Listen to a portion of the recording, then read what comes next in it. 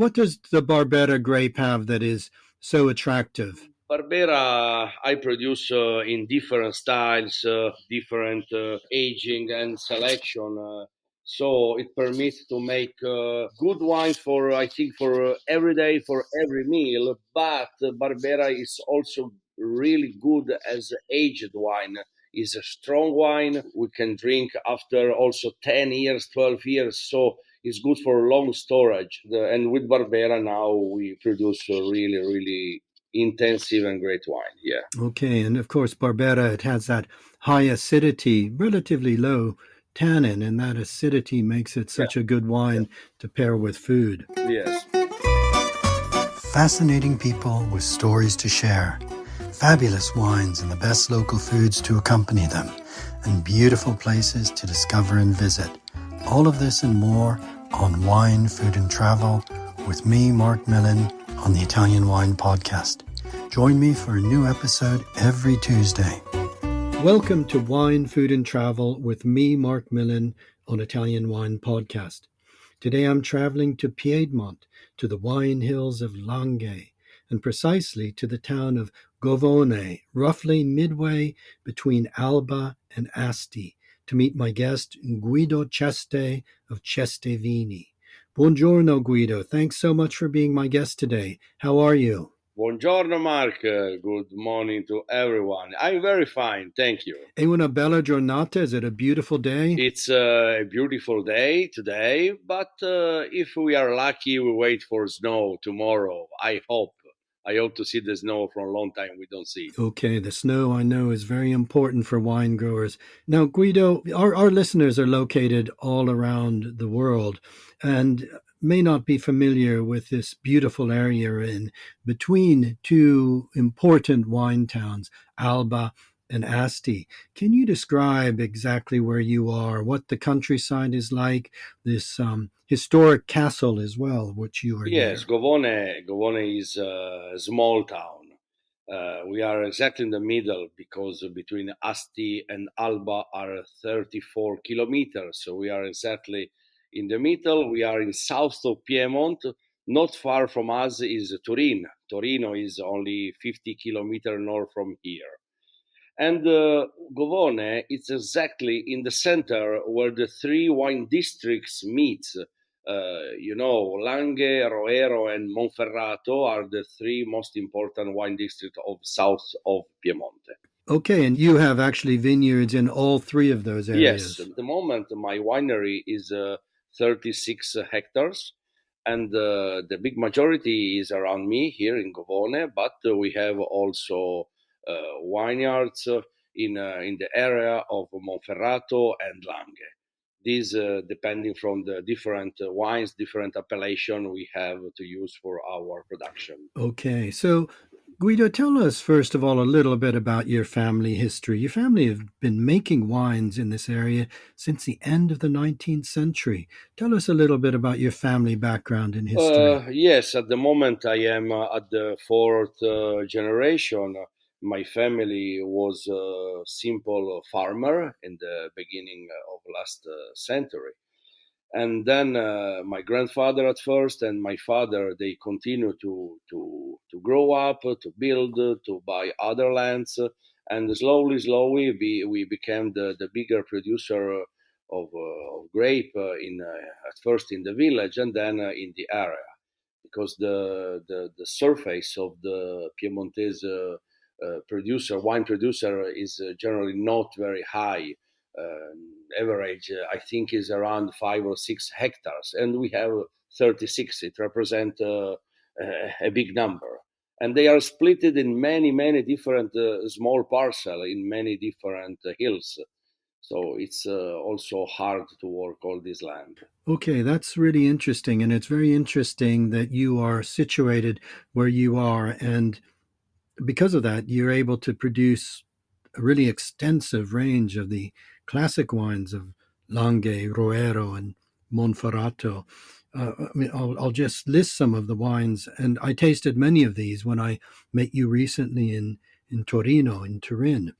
But you're making Barbera d'Alba, Nebbiolo d'Alba, Barbaresco, Barolo, those are from, of course, Le Langhe, but also Grignolino, a very typical grape from the Asti vineyards, and Moscato. And also a grape I like very much is your Arneis from Roero.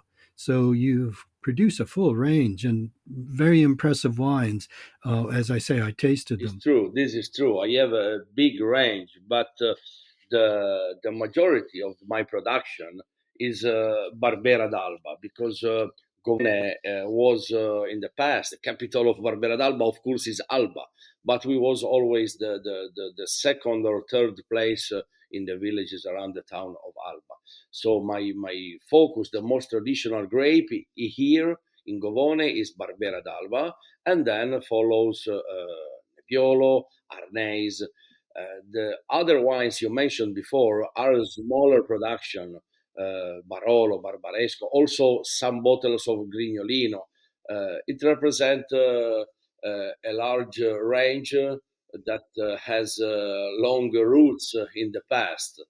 And now we still continue to produce also the other. But about Barbera, at the moment, we are the biggest private producer of all the appellation. Okay, that's really interesting. And of course, Barbera is very much a grape variety, making wines that are very tied to your lands. They're very much the wines of the farmers, of everyday drinking, as well as, of course, finer examples. What does the Barbera grape have that is so attractive? Barbera, I produce in different styles, different aging and selection. So it permits to make good wine for, I think, for every day, for every meal. But Barbera is also really good as aged wine. Is a strong wine we can drink after also 10 years, 12 years. So it's good for long storage. And with Barbera now we produce really, really intensive and great wine. Yeah, Okay, and of course, Barbera, it has that high acidity, relatively low tannin, and that acidity yeah, makes it such a good wine to pair with food. yes. We in the last 20 years we make more last harvesting, Oh, late harvest, yes. late harvest. In this way, we can reduce naturally the level of acidity and higher the alcohol. So in the end, we have a powerful wine with more elegance. Nothing to compare with the Barbera that was produced in the 60 or 70 years. Okay, that's really interesting, and that's maybe a benefit of climate change, allowing that later ripening. Guido, what would you say, because you have vineyards in Monferrato as well as in Langhe, what would you say the main difference, and this is important for our listeners, between, say, a classic Barbera d'Alba and a Barbera d'Asti or a Nizza? Yes, Barbera d'Alba and Barbera d'Asti are different wines, especially from the soil. But we are in the border with Monferrato. The Asti province is just 2 kilometers from here, from Govone. So the land in this place, the soil is approximately the same. If we go to Nizza Monferrato, the change is bigger, is enormous different. So we have land, young soil with a lot of calc, and this is really good for make a good Barbera. Okay. Now, Guido, I know as well that you're quite innovative in your winemaking. You like to make wines that are a little bit outside of the conventional.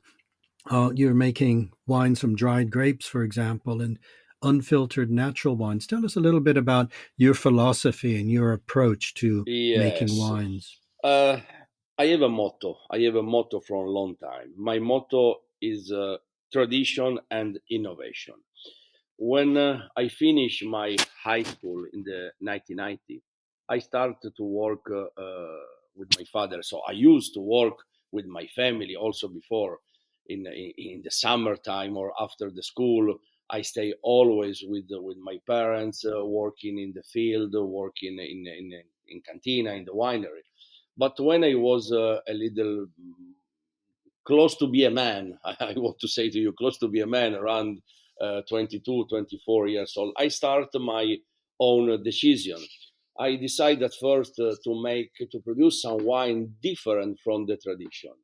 Uh, I repeat here, people when they talk about wine, they talk before only Barbera and Nebbiolo, and from the 70s they start to talk with about Arneis, but the range was really small.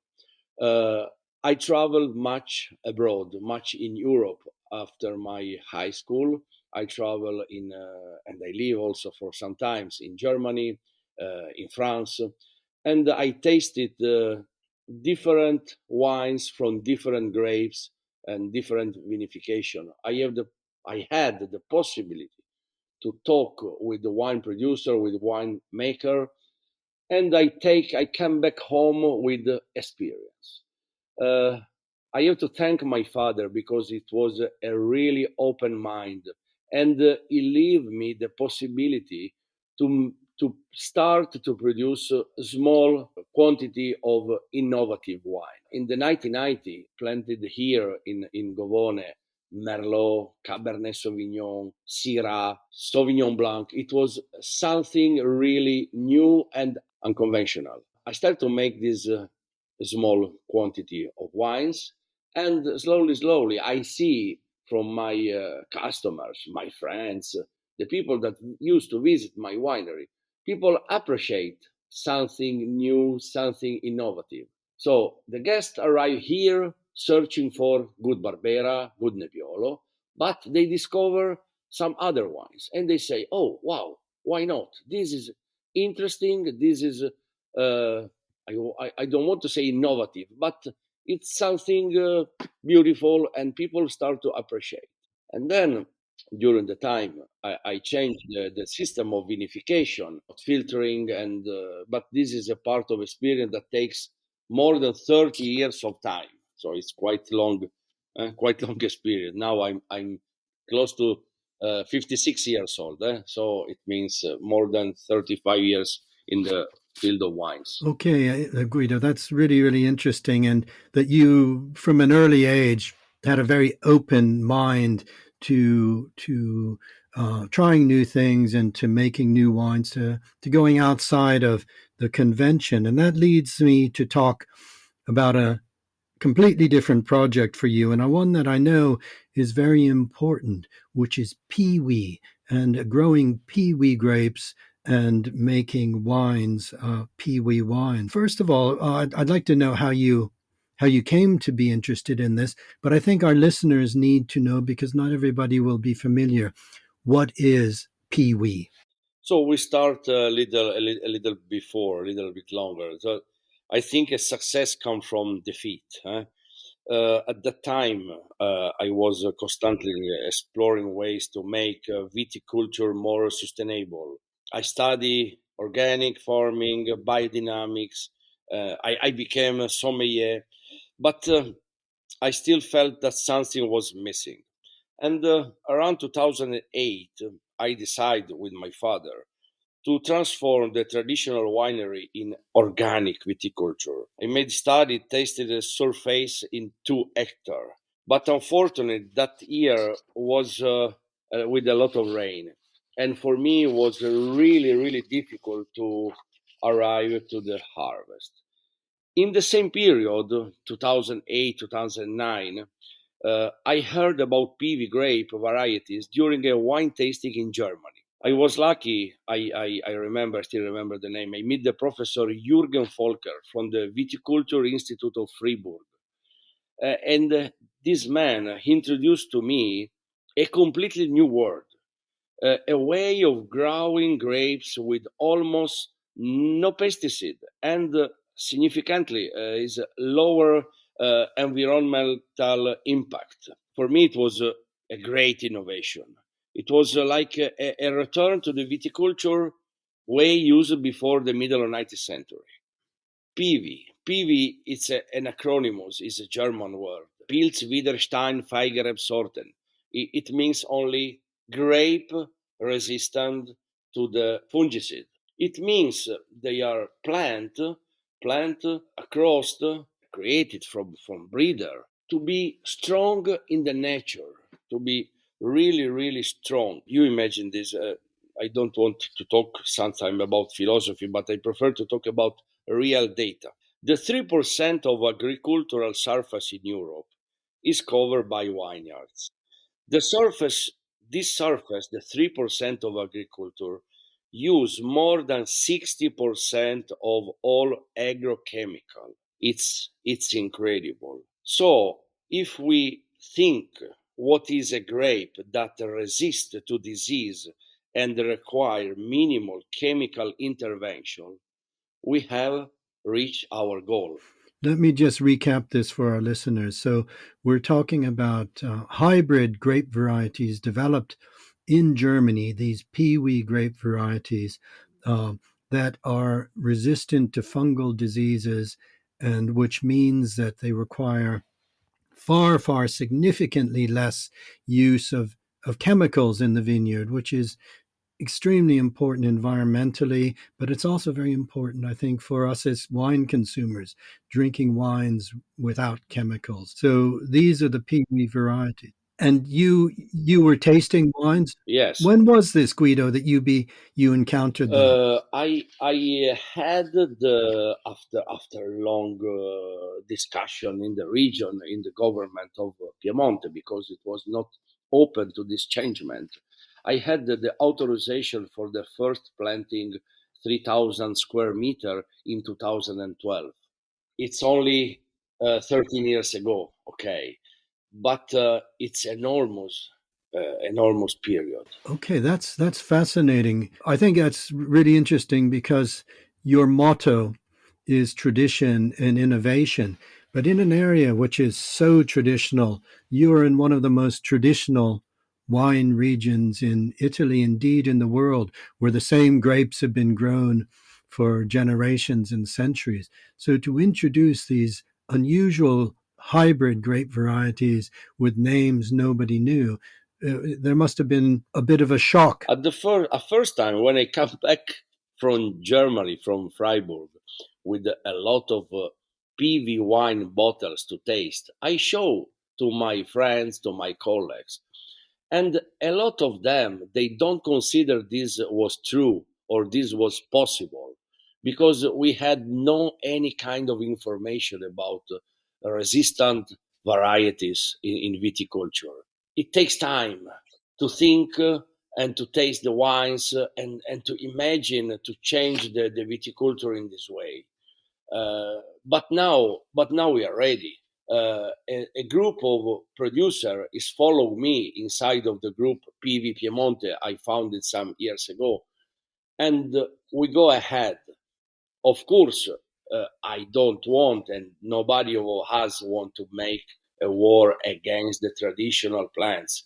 It would be a big mistake.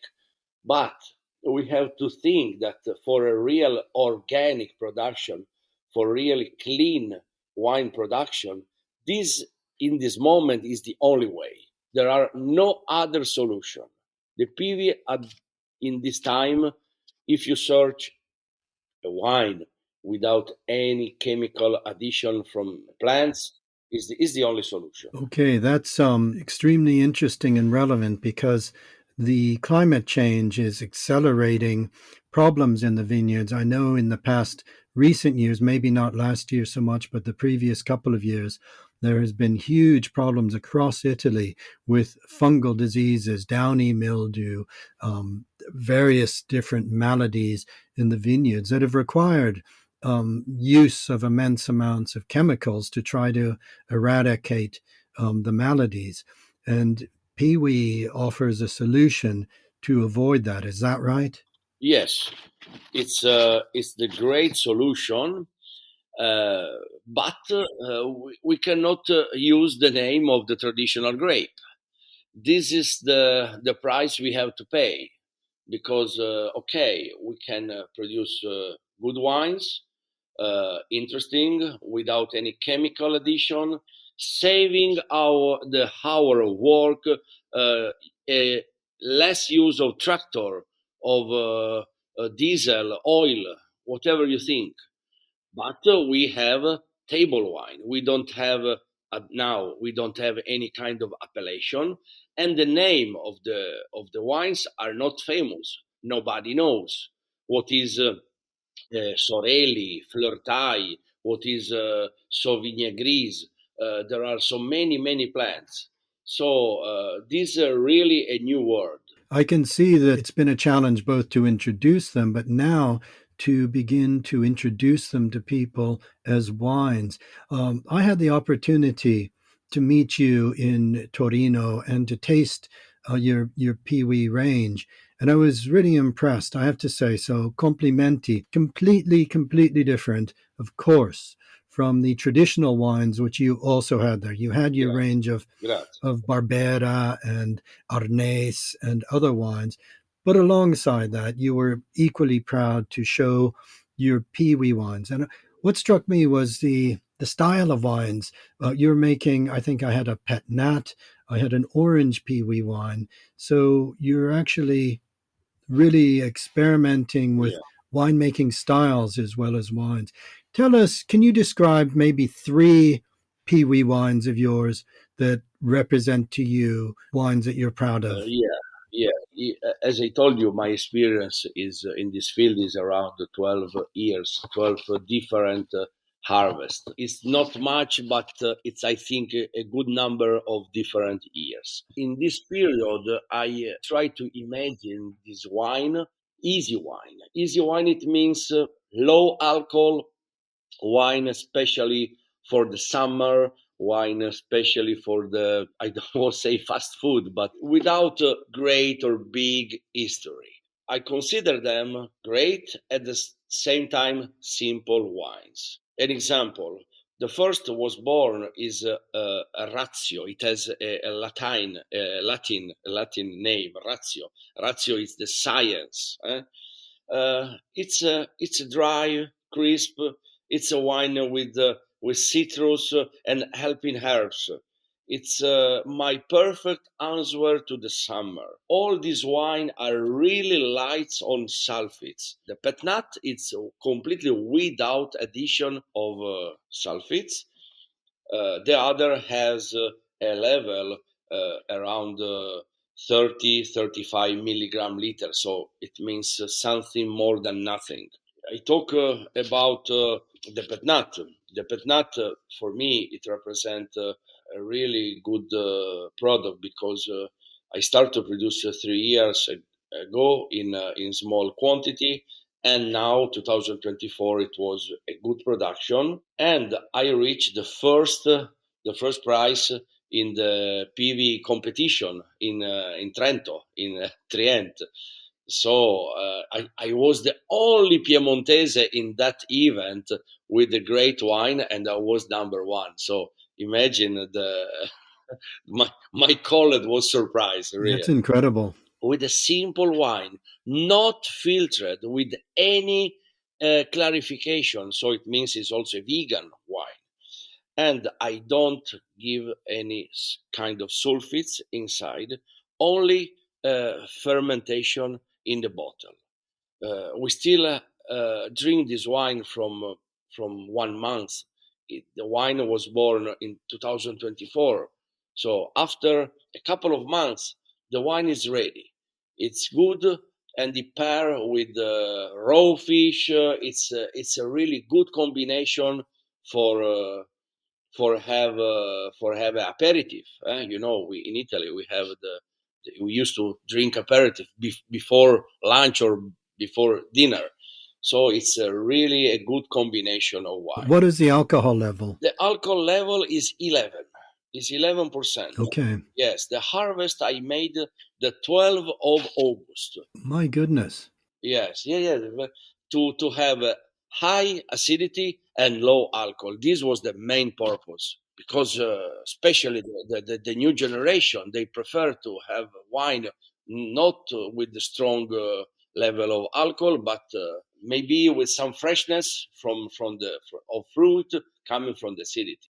Yes, I think that is an increasingly concern for consumers here in the UK and the US as well. I tasted the Pet-Nat with you, and I was very impressed. As you say, it's not a complex wine; it's a fresh wine. I loved the method of production, this ancestral method of fermentation in the bottle, leaving the sediment, and I was very impressed with it. Yes, thank you, thank you. Tell me another wine. Yeah, explain another wine that. Another wine, it's my orange wine. I call him in Piemontese dialect Nanoit. It means one night. I make this wine in the harvest. The harvest was the first week of September, and the fermentation was with the skin contact, maceration. I used to have a medium period of maceration around 1 week, 8 days, because I consider it's the right way to produce orange wine. All the fermentation is made in a steel tank with controlled temperature. I reduce the temperature of fermentation between 17, 18 degrees Celsius. And after this first fermentation, I leave the wine a good month to deposit. When the wine is almost clean, I transfer inside barrique. I use some new ones, second passage, third time, because I don't want to give a strong smell of wood, but I prefer he stay and become mature slowly, slowly. The wine you tasted in Turin was a sample from the barrel. It was not bottled at the moment. Okay, I enjoyed this wine as well. Just for our listeners, I'll explain an orange wine being a white wine made rather like a red wine, i.e., macerated on the skins, drawing out a little bit of color, but also drawing out a little bit of tannins, a little bit of flavoring, and phenols coming from the grape skin. What is the grape variety, Guido? The grape variety is Sorelli and Sauvignon Ritos. Okay, These are two of the four grape varieties authorized now in Piedmont. okay, Piemonte has only four authorization. In Italy are 36 at the moment. Other regions are more open on this philosophy of production. If we talk about the region of northeast of Italy, Friuli, Veneto, Südtirol, Trient, and also Lombardy, they don't have so strong appellation as we have in Piemonte. Piemonte is famous in all the world for having strong appellation: Barolo, Barbaresco, Asti, Moscato d'Asti, Monferrato. So in the other region, of course, we find Amarone, we find other wines very important. But if we see at the price of the wine, the market is very generous with the Piemontese wines. it's a really interesting point. Other regions, I know a lot of research has been done, particularly in Veneto. Uh, are this is becoming more mainstream. It's becoming more accepted, and it is becoming so because of necessity, because of the damage being done in vineyards through fungal diseases, and people wanting to make wines in a purer and more sustainable way. So I'm very glad to have had Of this course. conversation and to introduce our listeners to try wines that have made from grapes they've never heard of at all before. I haven't heard of those grape varieties, Guido, but I sampled the wines and I was open to tasting them, even though we were at Grandi Langhe, where the greatest wines of Piedmont were being presented. So it was a very interesting tasting of you for you to organize in that moment just before the opening of this great event. I think we'll all be hearing more about PIWI in coming years. I wonder, you touched on something, Guido. You live in one of the greatest gastronomic areas, not just in Italy, but on the whole planet. The foods of Langhe naturally pair so beautifully with the classic dishes of Le Langhe. I'm thinking of, risotti. Risotti, antipasti, vitello tomato, especially the summer food, salads, and yes, we have a range of food that can combine with the PIWI wine without any problem. And we have also a good production of cheese. All our valley that goes from Piemonte to the Alps, every valley produce different cheeses. So it's incredible the way of pairing this wine with different foods. Okay, that's really interesting. That these new wines can pair with traditional foods. Guido, I'm also thinking that these wines would be appealing to international cuisines as well. Cuisines from outside of here. I'm thinking perhaps of Asian cuisines. I think the Asian cuisines at the moment with my white wine, low alcohol wines is the at the moment for international cuisine is the best combination.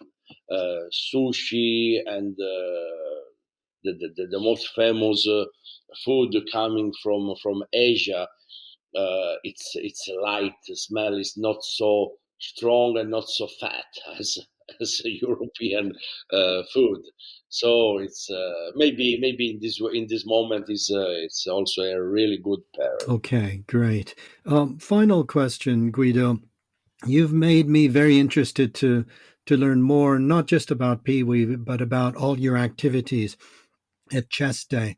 Can our listeners visit you? Of course, I wait a lot of visitors, especially in the summertime. But we are organized also in winter. We organize especially in the weekends wine tasting with the pairing with the small food, finger food, nothing special. We don't have a restaurant at home, so we don't have also agriturismo. But we are organized to receive. A small number of visitors, and then in the summer we have also dinner in the vineyards during the night. This is really something special, very romantic. And we have a beautiful castle close to here, close to me, is less than 1 kilometer. It was the summer residence of the Savoy family when they was the king of Piedmont, and they used to come here to pass 2-3 months during the summer. So we have the tourists for the castle, we have the tourists for the food, for the wine. Here around me, there are many good restaurants. Alba and Lange, we have, I think we have more star Michelin than Milan. So it means we are well organized with the tourism, high level tourism for sure. Okay, well, that sounds very interesting and very attractive for people to visit. Certainly, next time I'm in the area, Guido, I will certainly give you a ring and come and see you for myself and taste wines, both your traditional classic range, but also tasting the Ceste Peewee wines with you. This for me represent the future in the moment. I invest much time and energy in the last 15 years in this field, and now we are ready to show to our friends, our customers, our experience. Great. I invite everyone to taste and to make own idea about this product. Yes, and I think one needs to taste with a completely open mind as you went into the whole project, because they're wines that are very different from Le Langhe, from Monferrato wines, but they are very, very valid in their own right. Different styles, simpler wines, fresher styles, but very, very impressive. So I'm very glad you shared the Peewee story in Piemonte with us. I know you are the pioneer in Piemonte. So thank you very much for being my guest today. I've really enjoyed our conversation. Thank you, Mark. I hope to meet you as soon as possible. Thank you, and have a great day. Grazie mille. Ciao a tutti. Arrivederci. Ciao. We hope today's episode of Wine, Food and Travel with me, Marc Millon, on the Italian Wine Podcast has transported you to somewhere special. Please remember to like share, and subscribe wherever you get your pods.